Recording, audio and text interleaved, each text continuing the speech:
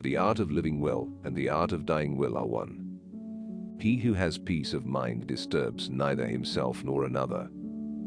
If the gods listened to the prayers of men, all humankind would quickly perish, since they constantly pray for many evils to befall one another. It is not so much our friends' help that helps us, as the confident knowledge that they will help us. I was not, I was. I am not, I care not. You don't develop courage by being happy in your relationships every day. You develop it by surviving difficult times and challenging adversity. It is folly for a man to pray to the gods for that which he has the power to obtain by himself. The wealth required by nature is limited and is easy to procure, but the wealth required by vain ideals extends to infinity. Never say that I have taken it, only that I have given it back. Do not spoil what you have by desiring what you have not. Remember that what you now have was once among the things you only hoped for. He who is not satisfied with a little is satisfied with nothing. Accustom yourself to the belief that death is of no concern to us, since all good and evil lie in sensation, and sensation ends with death. Is God willing to prevent evil, but not able? Then he is not omnipotent.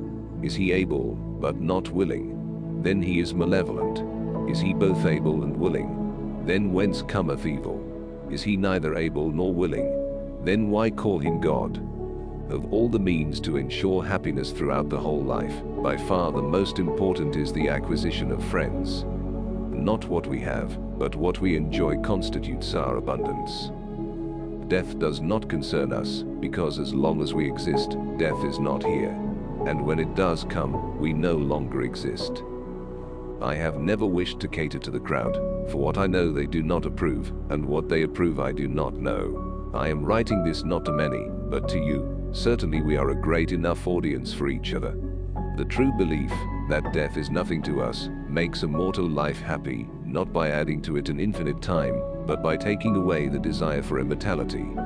We must therefore pursue the things that make for happiness, seeing that when happiness is present, we have everything, but when it is absent, we do everything to possess it. He who says either that the time for philosophy has not yet come, or that it has passed, is like someone who says that the time for happiness has not yet come, or that it has passed. We must exercise ourselves in the things which bring happiness, since, if that be present, we have everything, and if that be absent, all our actions are directed toward attaining it. If thou wilt make a man happy, add not unto his riches, but take away from his desires. If a person fights the clear evidence of his senses, he will never be able to share in genuine tranquility. The large fortune is accumulated by extremely hard work, but thus, life becomes miserable. It is not possible for a man to banish all fear of the essential questions of life, unless he understands the nature of the universe, and unless he banishes all consideration that the fables told about the universe could be true. Therefore a man cannot enjoy full happiness, untroubled by turmoil, unless he acts to gain knowledge of the nature of things. How unhappy are the lives of men! How purblind their hearts! The cry of the flesh bids us escape from hunger, thirst, and cold, for he who is free of these, and expects to remain so, might live in happiness even with Zeus. Necessity is a bad thing, but there is no necessity to live with necessity. The noble man is chiefly concerned with wisdom and friendship. Of these, the former is a mortal good, the latter an immortal one. To eat and drink without a friend is to devour like the lion and the wolf. All friendship is desirable in itself, though it starts from the need of help. I never desired to please the rabble.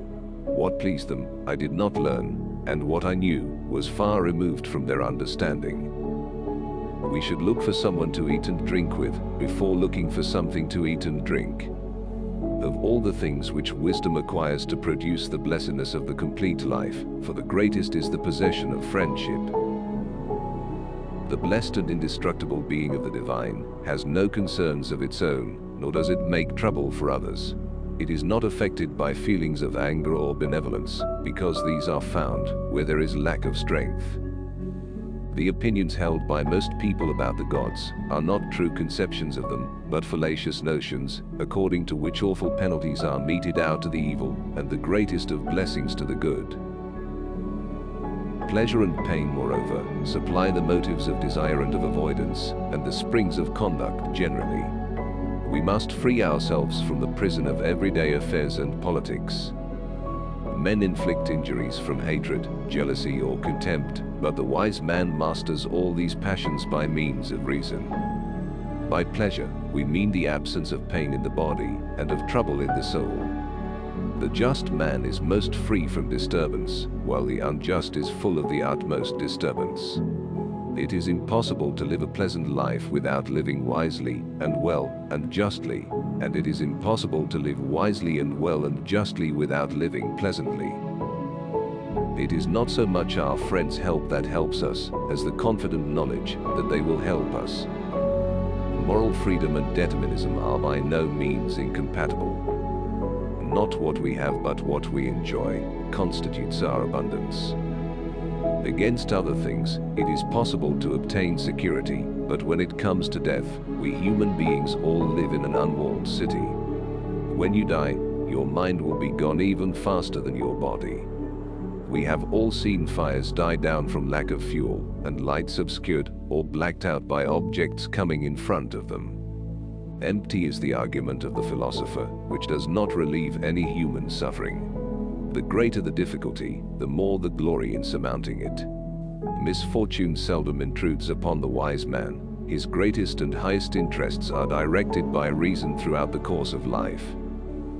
Vain is the word of that philosopher which does not heal any suffering of man. There is nothing terrible in life for the man who has truly comprehended that there is nothing terrible in not living. It is better for you to be free of fear lying upon a pallet than to have a golden couch and a rich table and be full of trouble. Fools are tormented by the memory of former evils. Wise men have the delight of renewing in grateful remembrance the blessings of the past. We have the power both to obliterate our misfortunes in an almost perpetual forgetfulness and to summon up pleasant and agreeable memories of our successes. Let no one be slow to seek wisdom when he is young, nor weary in the search of it when he has grown old. For no age is too early or too late for the health of the soul. He who least needs tomorrow will most gladly greet tomorrow